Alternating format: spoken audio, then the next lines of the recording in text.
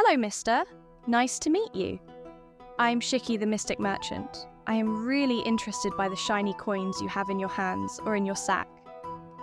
With all the gold you get from your quests, you can buy me some items. The goal is to allow yourself to buy you various gifts after you've accomplished your tasks. To buy an item, you need enough gold. The amount of gold needed is displayed next to the gold sack. I've written the sign available under all the item you can afford. Click on buy or simply drag it to your inventory.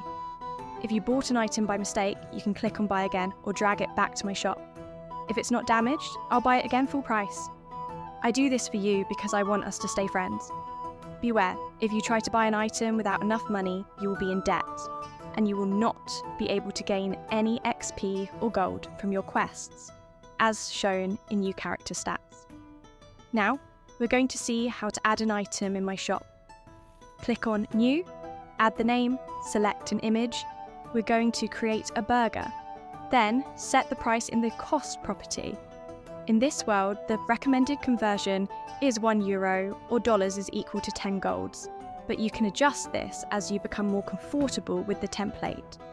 Once the item is created, I will then immediately order it thanks to Amazon portal delivery. This burger looks so appetizing.